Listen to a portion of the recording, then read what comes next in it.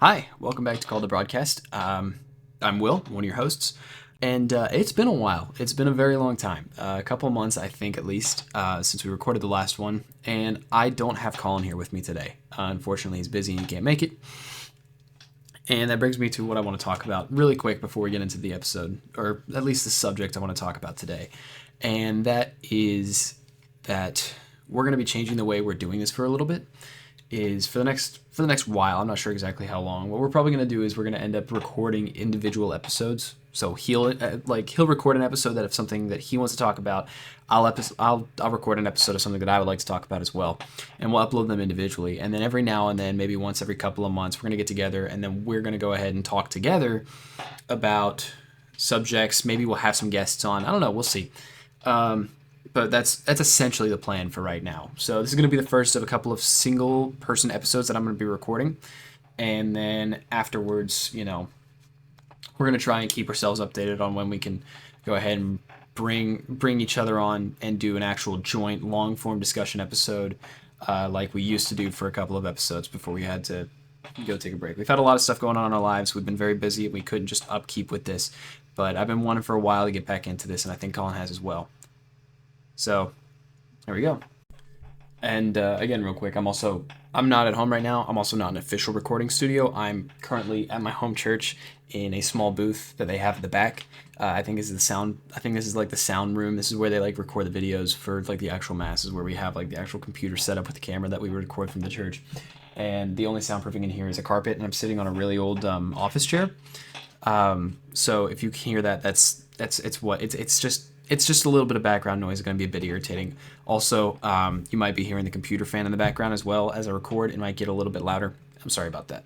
And that being out of the way, I want to discuss something today that is bound to be a bit of a hot button issue nowadays.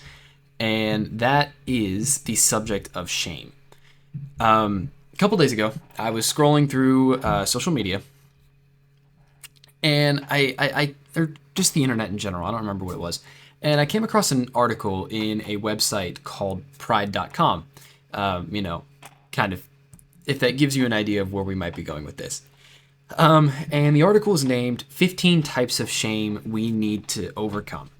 And it got me thinking, everywhere you go in modern America, especially, but just in the West, everywhere you go, it seems that there are people out there who, I'm sure you've heard it at least once, you've got to stop shaming others. You can't shame me, can't shame my lifestyle or my behaviors. You can't shame whatever it is that you might be, shaming.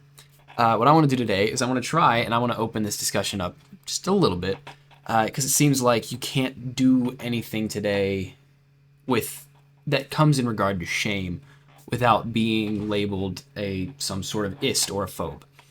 So I'm gonna start off here with a definition. What is shame? Well, shame is a passion.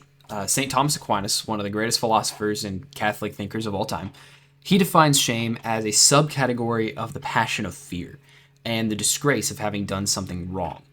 And a good way to think about this is to compare it to pain. If you want to think of it like that sort of like allegory or metaphor or simile, I'm sorry, I can't remember the exact term, but just to compare shame with pain. All right. I remember when I was a little kid, my dad was cooking dinner one night, and he makes this amazing, amazing pork chop meal with a side of rice and some mushroom sauce that he mixes in with a little bit of wine, like the alcoholed wine and mustard, and he mixes that with mushroom sauce. It's really good. It's still one of my favorite meals of all time. I'm getting sidetracked. Sorry. Anyways, that night, my dad was making the pork chop meal, and I wanted to help him. I was maybe, 7 years old, something like this. And he told me that if I wanted to help, I could grab the pan with an oven mitt and to hold the pan while I stirred the mushrooms into the sauce. And for some reason, I just ignored him. I was like, all right, I could do that. And I didn't grab an oven mitt. And as I'm reaching my hand, I can remember my dad, before I even touched the pan, he's like, you want to get an oven mitt, otherwise you're going to burn yourself. And I grabbed the pan, and sure enough, I burned myself. And it really hurt.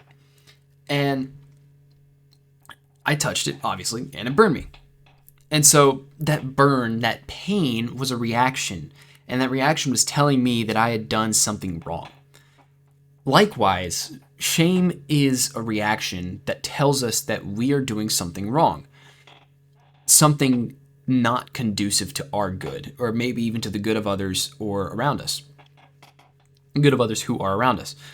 With it not being a good feeling of a reaction, that shame is supposed to incentivize us to not do bad things, just like how pain is supposed to incentivize us to not do harmful things to us physically. And with shame, that, like I said, it's supposed to be that incentive to not make us do something bad that would be detrimental to us, to our souls, or others around us. So with all that, let's wrap it back to where we started. Can it be acceptable to shame others? As Christians, we are called by Christ to do good and to bring others to do good as well, so that we may all get to heaven. Because as Christians, our goal is to be in conjunction, or is to be with Christ in heaven for eternity. That's the goal. To do that, we have to do good. And as we do that, we have to do it out of a position of love. Let me explain. There's a couple ways to approach it, and it depends whether you're approaching it from a societal level or from an individual level. And I want to tackle an individual level first because it's much quicker to get out of the way, and it's a little bit easier to understand. On the individual level, I do not suggest the idea of shaming someone, or the action, rather would be the right word, of shaming someone as in humiliating them in front of others and making them feel bad just for the sake of doing that. I recall reading a story while I was researching a little bit on this subject about a father who, his son had done something wrong, and he needed to discipline his son, because as a father, that's what you're supposed to do. You're supposed to teach your kids not to do the wrong thing, and you're supposed to show them what the right thing to do is. But he said he was thinking of, because obviously he did it in private with his son. But he was thinking, the difference between doing it in private, where he's talking to his son, he's like, hey, this is wrong. You can't do this because that is a wrong thing to do. Versus bringing him out in front of his family and inviting people over to point at him and laugh at him for doing something dumb, And that's not an effective approach. The more effective approach is the approach we would take individually, is with respect, with love. You take them aside, and in private, you attribute shame to the action. Okay? That person is going to feel the shame themselves, and that's the natural consequence of their action. And I would say, you're supposed to offer a helping hand to help them get past this shameful act. However, with that, you shouldn't be shaming the person as much as attributing shame to the action that was done that is bad. If that makes sense. It's one of those things where you're supposed to love the sinner but hate the sin. You're working with the sinner, you're talking to the sinner, you're still attributing the action shame. However, you're not excusing what they've done. You're telling them what they've done is wrong, and that thing is bad. You're not saying that they're bad, you're saying that what they have done is bad. And that's a much more effective approach to dealing with shame on the individual level. However, as you go out, I mentioned that there was also the societal level, and as you go out from the individual onto the societal scale, it's a bit more different. It's really no secret that today, not specifically this day, but today, nowadays, there are multiple lifestyles being portrayed in American Western culture that we as Christians know are unhealthy and not conducive to human flourishing, as Michael Knowles likes to put it so often. I hear him say the phrase conducive to human flourishing all the time, so I thought I would use that. But yeah, we as Christians know that these things that are being portrayed in society, these lifestyles, these actions, are not conducive to human flourishing, these ideologies. In fact, many of them are extremely harmful and regressive and evil. They are. I'm not going to use blunt words on this. I'm not going to use light words on this. They are evil ideologies. And there's a couple that I want to name that I feel are the largest few that plague society nowadays. These are what I think are the most detrimental and most immediate threats to our society, especially nowadays.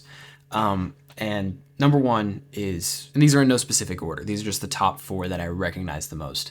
Number one is the sexual revolution and modern feminism, which is sort of like an outgrowth or one of them is the outgrowth of the other.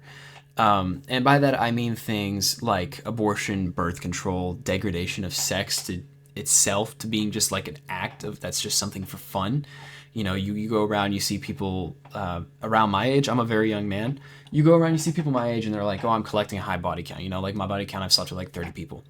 And you might say I'm exaggerating, but I have met people who have said that they've slept with like 30 people, and they're proud of it. Obviously, pray for them. I hope they end up getting better. Another one that I want to talk about is like the alpha male reaction to feminism, which I hate that term alpha male. It just makes me want to cringe so bad. I hate it. And this is like that sort of mirrored version of feminism. It's a reaction to feminism, and it's the bad reaction to feminism, which is this sort of mirrored version of that modern feminism, which is that Andrew Tate method of being a man, which is really not a good method at all. It's that method of, well, feminism screwed everything up. Okay, well, I'm going to screw everything up worse. I'm going to sleep with everyone. I'm going to sleep with a bunch of women. I'm going to collect a bunch of Bugattis. I'm going to live in a castle, yada, yada, yada. That's not it. You don't, it's not it. It's that method of screwing as many women as you can, taking advantage of them. That's not the way, that's not it. That is not the correct response, and that's another act I would argue is just as evil as the thing is reacting to. And the next one is, this one will get in trouble for sure, is the LGBT agenda.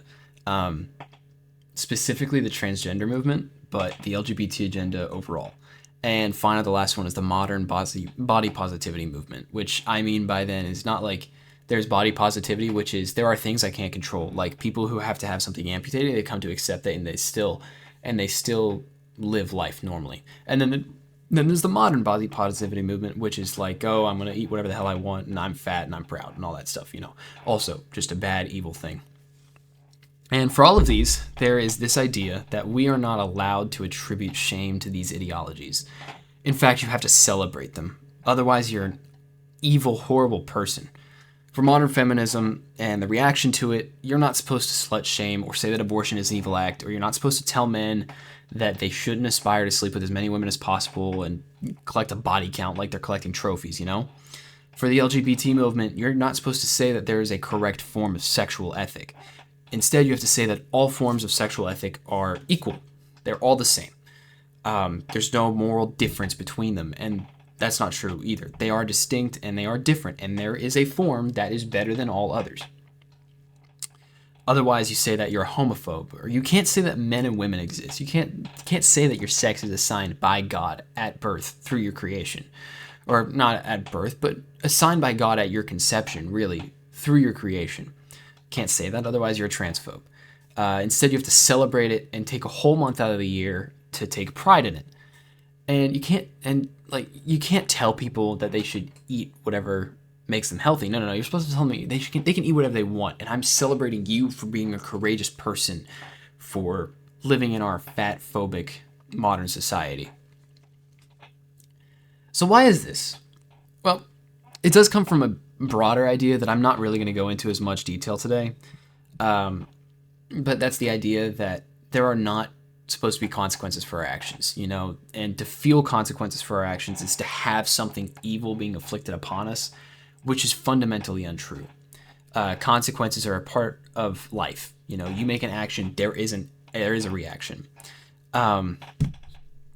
This ideology, specifically that of the so-called evil of shame, which I put in air quotes, it's an ideology that's untrue, and I think that's where this stems from. But I'll talk about that more in a later episode. I don't want to get too much into that. I want to stick mostly on shame. So how do we fight back against that? Well, when it comes to societal movements at large, we have to attribute shame to them. This is a point where shame is a defensible thing, and in my opinion, a good thing. You have to be courageous enough to call out that something that is wrong is actually wrong, and that it is evil to live in these certain lifestyles, and to provide for those who have fallen victim to these, offer them forgiveness, offer them help in a loving and helping manner. Because the quickest way back on the right path is to go backwards on the wrong path. That's a quote from C.S. Lewis. I don't remember the exact wording, but I know that what he says in Mere Christianity is that if you're on the wrong path, the quickest way to go to the right path is to go back.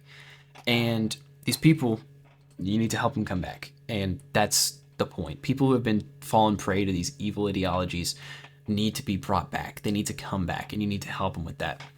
And we don't have enough of this today. It's really unfortunate, but people who are Christian, if you're Christian or not, and you're just a sensible person and you realize that what is happening is wrong, we need to speak out against it. Because these are running rampant through our society, and they are ruining people. People's lives are not made better by this ideology, they are made worse. And I think a little bit of the attribution of shame to shameful acts would go a long way. So, I mean, with that being said, that's really all I've got. Just a quick little recap. Shame is it can be a very good thing. It's you being told by your conscience or yourself or whatever you want to call it that you are doing something wrong and then you need to stop.